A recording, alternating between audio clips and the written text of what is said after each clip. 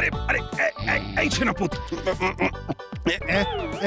বলি রাজসভার মধ্যে বসে বসে ঢুলছো কেন? ঢুলছিলাম বুঝি।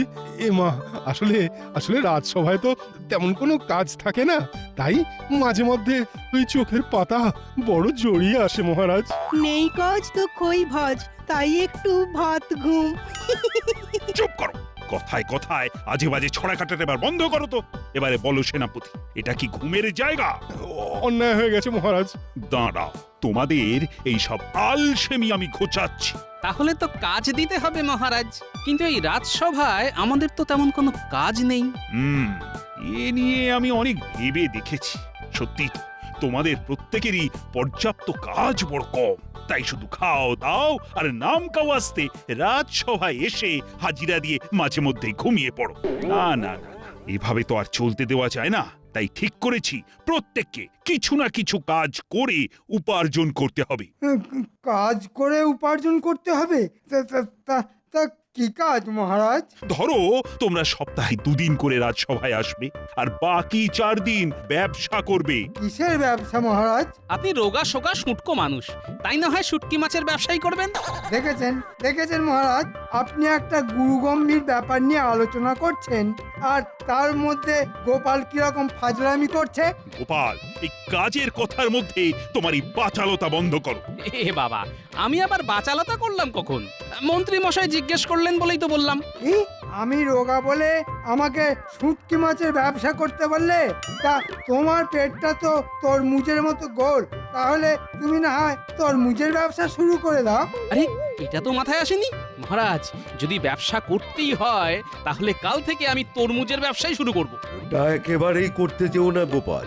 বাবা, এক একটা তরমুজ যা ভারী হয়, দামের জন্য হয়তো কেউ কিনতেই চাইবে না। তার থেকে তুমি বরং ওই আমের ব্যবসা করো। হ্যাঁ, আমের ব্যবসা করো। তাহলে আম আর তরমুজ দুটো ফলেরই ব্যবসা করব। বাহ বাহ বাহ, খুব ভালো। একদিকে আম আর অন্যদিকে তরমুজ, আহা, দুটি কি রসালো ফল। ঠিক বলেছেন মহারাজ, দুটোই বড় রসালো ফল। তাই আমি যদি সরাসরি ফল বিক্রি না করে ওই ফল দুটোর রস বিক্রি করি, তাহলে কেমন হয়? সস্তায় ফলের রস। আহা, কি পরিকল্পনা! এই জন্যই বলে গোপাল। না নাও গোপাল, কাল থেকে শুরু করে দাও, আমি আছি তোমার পেছনে। তাহলে সখানেক টাকা দিন, মানে ওই ব্যবসার মূলধন। এই না, আর অন্য সকলকে বলি, যারা গোপালের মতো ভালো ব্যবসার পরিকল্পনা করে আনতে পারবে, তাতে সকলকেই আমি ব্যবসার মূলধন হিসাবে 100 টাকা করে অগ্রিম দেব। হ্যাঁ, অগ্রিম 100 টাকা? তবে প্রতি মাসে লাভের টাকা থেকে কিছু কিছু করে শোধ করে দিতে হবে। আর যে আগে শোধ করে দিতে পারবে তার বেতন আমি বাড়িয়ে দেব। চল, চট করে ফলের রসের একটা ব্যবসার গল্প শুনিয়ে দিয়ে গোপাল তো হট করে 100 টাকা কামিয়ে নিল। হ্যাঁ, না, মাথা খেলিয়ে আমাকেও কিছু একটা বের করতে হবে দেখছি। তাহলে এখন থেকে সকলেই ভাবতে শুরু করে দাও। মোদ্দা কথা, খেয়ে শুয়ে হেলে দুলে আর দিন কাটানো যাবে না। কি ব্যাপার, আজ রাজসভা থেকে এত তাড়াতাড়ি চলে এলেন? আজ তাড়াতাড়ি রাজসভা ছুটি দিয়ে দিলাম। কেন? আর বলো না, রাজসভাটা না দিনকে দিন যেন কুঁড়েমির আকড়া হয়ে উঠছে। কেউ গল্প করছে, কেউ দিবানিদ্রা দিচ্ছে। কিন্তু এর জন্য ছুটি দিলে তো ওদের কোঁড়েমি আরো বেড়ে যাবে। বাবা, ওটি আর হতে দিচ্ছি না। আমি স্পষ্ট বলে দিয়েছি, সপ্তাহে 2 দিন করে প্রত্যেকে রাজসভায় আসবে আর বাকি 4 দিন ব্যবসা করবে। ব্যবসা? হ্যাঁ, এইভাবে ওদেরকে না কাজের মধ্যে আটকে রাখতে হবে। খুব ভালো চিন্তা করেছেন। আপনার এই প্রস্তাবে সকলে রাজি হলো? কেউ এখনো কিছু বলেনি বটে, তবে গোপাল কিন্তু এক কথায় রাজি হয়ে গেছে। তাই নাকি?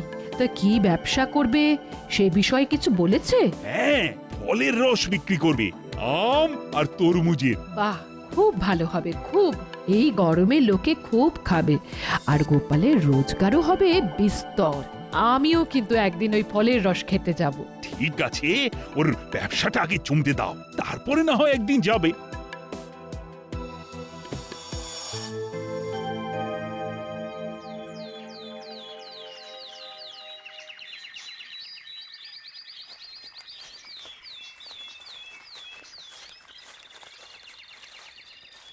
বিজ্ঞানী, বিজ্ঞানী! আরে গোপাল যে, এসো ভেতরে এসো। বলো কি ব্যাপার? বিজ্ঞানী, আমাকে একটা ফলের রস বের করার যন্ত্র বানিয়ে দিতে পারবে?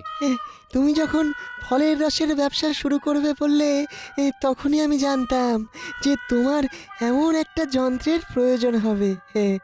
আমি তাই ইতিমধ্যেই একটা বানিয়ে রেখেছি। দাঁড়াও দাঁড়াও, নিয়ে আসছি।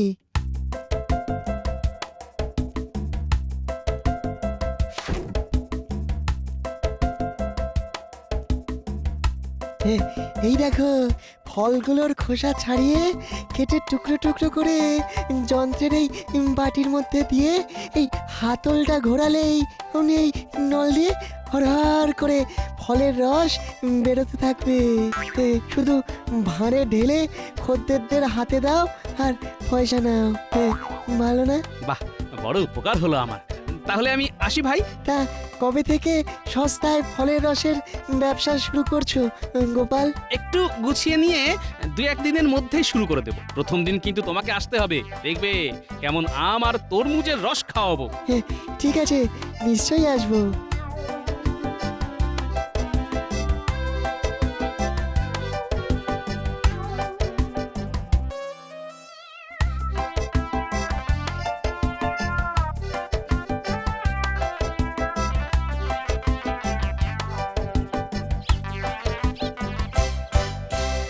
দেখ, যার জন্যে তোদের ডেকে পাঠিয়েছে, এখন মাথা খেলিয়ে একটা ভালো দেখে ব্যবসার কথা ভেবে ফেলতো।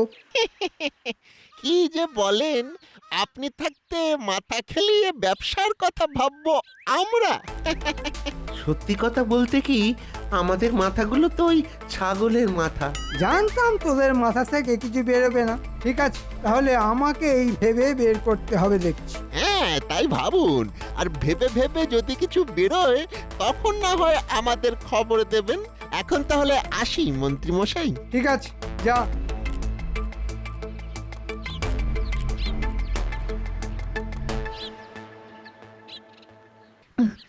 আহ, কিরে, কেমন খেলি? দারুণ! এবার থেকে আমি আমের রস ছাড়া আর কিছুই খাবো না। আরে তোদের দাদু যখন ফলের রসের দোকান দিচ্ছে তখন সকলে প্রাণ ভরে খাস, কেমন?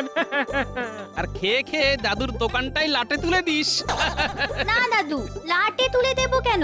আমরা হাতে হাতে তোমাকেও সাহায্য করব। তাহলে আর আমার চিন্তা কিসের? কি গোপাল, এই যন্ত্র ঠিকঠাক কাজ করছে তো? কাজ করছে মানে যাকে বলে দৌড়চ্ছে। বিজ্ঞানী, একটু আমের রস খেয়ে দেখবে নাকি? খাওয়াবে বলছো? দাও দাও তাহলে। আহ, আহ, প্রাণটা প্রাণটা যেন জুড়িয়ে গেল। তুমি তুমি দেখে নিও গোপাল, এই গরমে তোমার ফলের রসের ব্যবসা খুব ভালো জমবে। হ্যাঁ, খুব ভালো জমবে, খুব ভালো। তোমার মুখের কথা যেন সত্যি হয় বিজ্ঞানী। মহারাজের কাছে আমার যেন মুখ থাকে।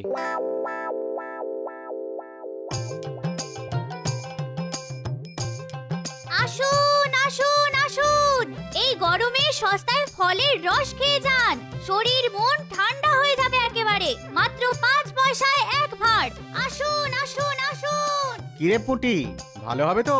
ভালো হবে না মানে? হ্যাঁ, বাজারের সেরা আম থেকে যন্ত্রে ছেঁচা রস খাবে আর মজে যাবে। দাম কত? ওই তো বললাম, মাত্র 5 পয়সায় 1 ভাঁড়। দে তাহলে 1 ভাঁড় দে।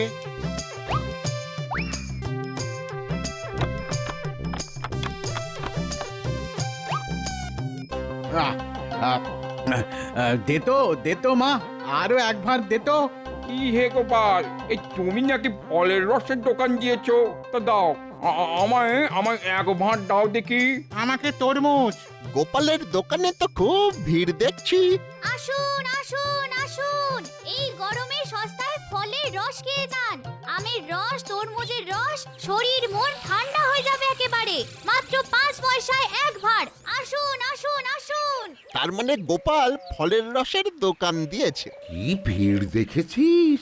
তাই তো দেখছি। চল চল, এই মন্ত্রী মশাইকে গিয়ে খবরটা দিতে হবে। হ্যাঁ চল। তাই চল। ধুর ধুর, এত ভেবেও ঠিক করে উঠতে পারলাম না। কি যে ব্যবসা করব। ওদিকে গোপালের মধ্যে ব্যবসা শুরু করে দিলে আমার তো মুখে চুনকালি পড়ে যাবে। হ্যাঁ গোপাল তো ব্যবসা শুরু করে দিয়েছে মন্ত্রী মশাই। হ্যাঁ, সে কি রে? কিসের ব্যবসা শুনি?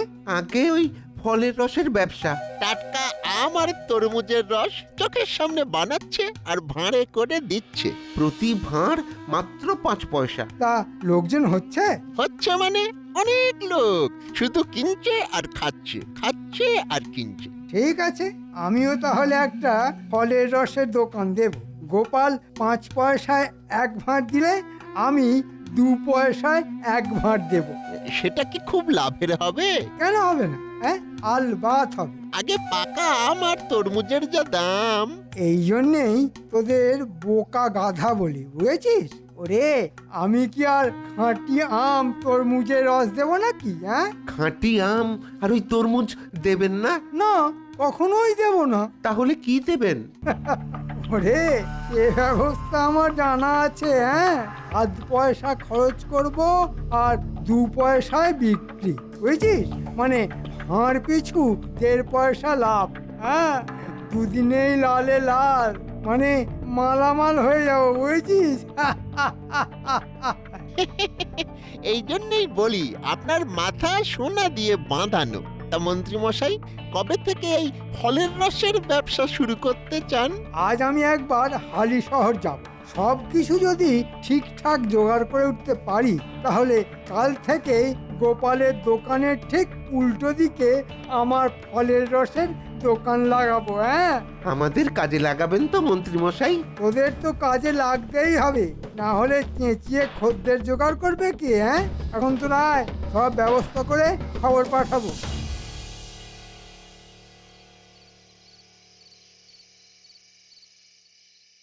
আচ্ছা, তোমার এই 1 বোতল মিষ্টি জলের দাম কত করে পড়বে? হ্যাঁ, আগে কর্তা, এই আম, কমলা লেবু, তরমুজ, তারপরে আম পানা, সব বোতলেরই এক দাম।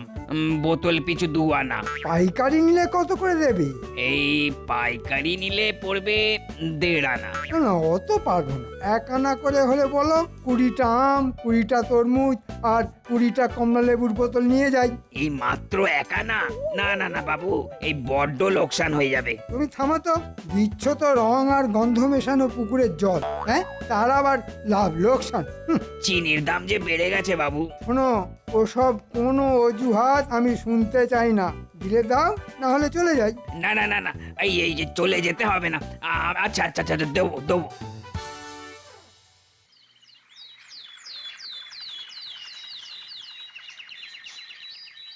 আসুন আসুন আসুন, এই গরমে জলের দামে ফলের রস খেয়ে যান। আমের রস, তরমুজের রস, কমলা লেবুর রস মাত্র 2 পয়সায় 1 ভাঁড়। আসুন আসুন আসুন। ও দাদু, মন্ত্রী মশাই তো মাত্র 2 পয়সায় 1 ভাঁড় দিচ্ছে। দিতে দে, দেখি না কতক্ষণ দেবে। আরে এসো এসো, জলের দামে ফলের রস খেয়ে শরীর চাঙ্গা করো। গোপাল দিচ্ছে 5 পয়সায় 1 ভাঁড়, আর আমি দিচ্ছি মাত্র 2 পয়সা ভাঁড়। এত কম দামে কি করে দিচ্ছেন মন্ত্রী মশাই? দেখো, আমার লোভ কম, ব্যবসাকে আমি সেবা বলে মনে করি। নেহাত না দিলে নয়, তাই ওই ভাঁড় পিছু 2 পয়সা। 1 ভাঁড় দিন, খেয়ে দেখি। কি দেবো, আম, তরমুজ না কমলা লেবু? সব যখন একই দামের, তাহলে এক কাজ করুন, ওই কমলা লেবুর রসই দিন। ঘটা, কমলা লেবুর রস দে।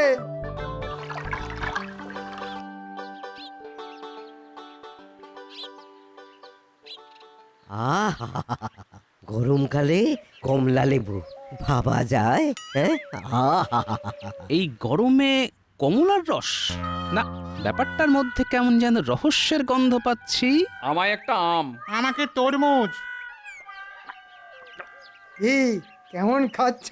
বেশ ভালো। বেশ ভালো। আচ্ছা মন্ত্রী মশাই, গোপাল তো ওই সকলের চোখের সামনে ফল ছেঁচে ফলের রস বানিয়ে দিচ্ছে, তা আপনি ওই বোতলে ভরে এনেছেন কেন? আরে বাবা, মাঠে ঘাটে খোলা ফল রেখে দিলে তাতে ধুলো ময়লা মাছি পড়বে না। হ্যাঁ, হ্যাঁ সেটা অবশ্য ঠিক। তাই তোমাদের স্বাস্থ্যের কথা ভেবে অতি বিশুদ্ধ উপায়ে বাড়ি থেকে ফলের রস বানিয়ে বোতল ভর্তি করে নিয়ে এসেছি। শুধু কি তাই, বোতলের রসে যাতে কোনোভাবেই ধুলো না পড়ে তার জন্য প্রতিটা বোতলের মুখ ছিপি দিয়ে বন্ধ করা আছে।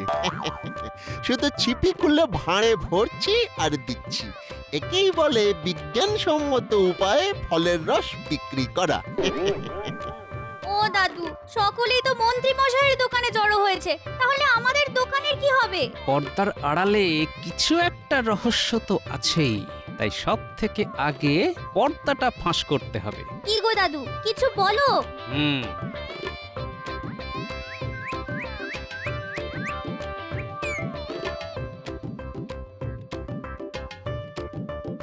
বলি কি গো, আজ ব্যবসা কিরকম হলো? হ্যাঁ, একেবারে ভালো হয়নি দিদা। কেন? আমাদের দোকানের কাছে মন্ত্রী মশাইও ফলের রসের দোকান দিয়েছে, প্রতি ভাঁড় মাত্র 2 পয়সা, তাই সব খদ্দের ওই দোকানে চলে যাচ্ছে। উমা, তাহলে কি হবে গো? হ্যাঁ, ব্যবসা লাটে উঠে গেলে মহারাজের কাছে মুখ দেখাবে কি করে? হ্যাঁ, এত সহজে ছেড়ে দেবার বান্দা এই গোপাল ভাঁড় নয়, বুঝলে? মাথায় এসে গেছে। গিন্নি আমি বেরোচ্ছি, ফিরতে রাত হবে।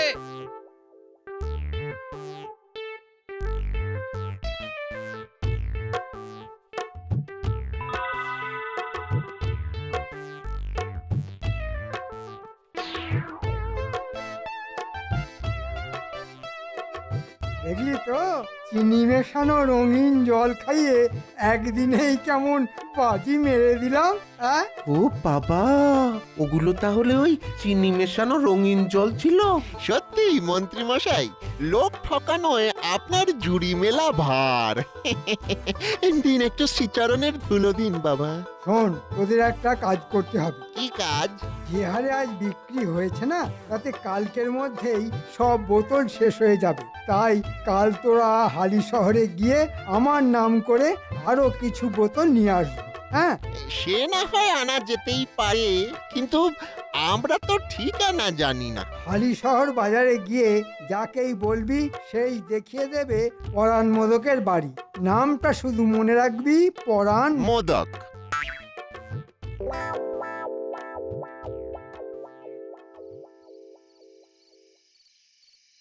রাত বেড়ে যাচ্ছে, লোকটা যে কোথায় গেল? আরো 20টা করে আম, তরমুজ আর কমলা লেবুর গন্ধওয়ালা রঙিন জল। হ্যাঁ, ব্যবসা তাহলে খুব ভালো হচ্ছে বলো। শেয়ার বলতে তার সঙ্গে করে টাকা এনেছো তো? না, মন্ত্রী মশাই তো আমাকে কোনো টাকা দেননি। তাহলে ভাই আমি দিতে পারবো না। প্রথমত আগের কিছু টাকা বাকি আছে, দ্বিতীয়ত তোমাকে আমি চিনি না। এই দেখো, বড় বিপদে ফেললে দেখছি। এদিকে কাল দুপুরের মধ্যে জিনিসগুলো না পেলে দোকান চালানো যে খুব মুশকিল হয়ে যাবে। সে আমি কি করব? আচ্ছা ভাই, একটা উপকার করে দেবে? ধারে জিনিস দেওয়া ছাড়া সব রকমের উপকার করে দিতে পারি আমি। তাহলে কাল ঠিক মধ্যাহ্নে আমাদের দোকানে যদি জিনিসগুলো পৌঁছে দাও তবে খুব ভালো হয়। কথা দিচ্ছি, ওখানেই হাতে হাতে টাকা পেয়ে যাবে। ঠিকানা বলো। কৃষ্ণনগরের চৌমাথা। ঠিক আছে, সময় মতন পৌঁছে যাব। এবার দেখ ব্যাটা মন্ত্রী, তোর কি লেজে গোবরে হাল করে ছাড়ি।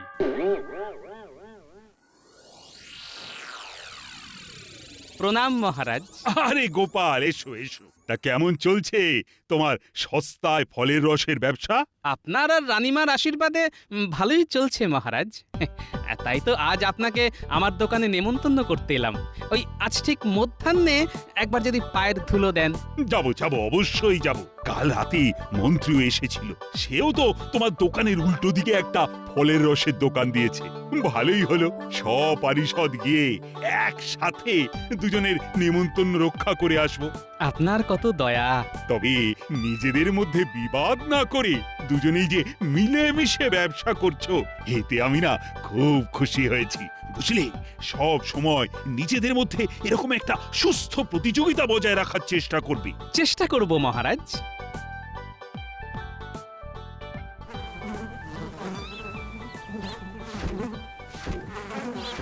কি গোপাল, মাছি তাড়াচ্ছ?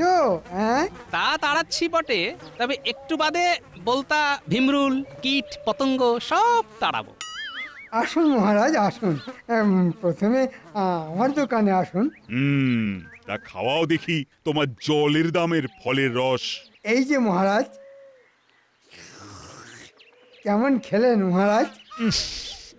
বড্ড পাতলা। সে তো পাতলা হবেই। আমি যে ফলের আঁশ বীজ এসব বাছার জন্য 5 বার করে কাঁচা কাপড়ে ছেঁকে এনেছি। ও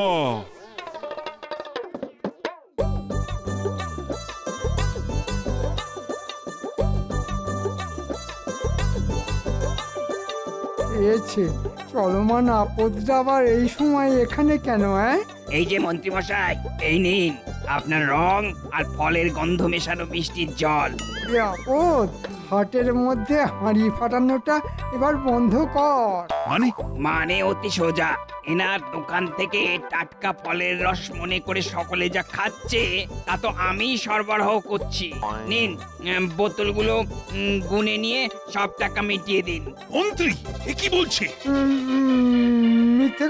মিথ্যে কথা বলছে মহারাজ, মিথ্যে কথা। ও মিথ্যে বলছে না, তুমি বলছো। তাই তো ভাবি, টাটকা ফলের রস চিনি শরবতের মতো এত পাতলা হয় কি করে? শোনো, এক্ষুনি এখান থেকে পালাও, না হলে ভেজাল পানীয় সরবরাহের অভিযোগে আমি তোমাকে এক্ষুনি গ্রেফতার করব। ওরে বাবা! চল ঘটা, পালাই, না হলে একটা মারও কিন্তু বাইরে পড়বে না। পালা! লক্ষ্মী, আজ্ঞা করুন মহারাজ। মন্ত্রীকে একটা আম গাছের সাথে দড়ি দিয়ে বাঁধো, আর ওই সব নকল ফলের রস ওর গায়ে ঢেলে দাও। গরমকালে আম গাছে খুব কালো পিঁপড়ে হয়। চিনির রসের লোভে তলে তলে কালো পিঁপড়ে এসে খুবলে খাবে মন্ত্রী মশাইয়ের সুটকে শরীর, তাই না মহারাজ? একেবারে ঠিক। ভেজাল অখাদ্য খাওয়াবার এটাই হলো উপযুক্ত শাস্তি। একেবারে জলের দামে ফলের রস, তাই না মন্ত্রী মশাই?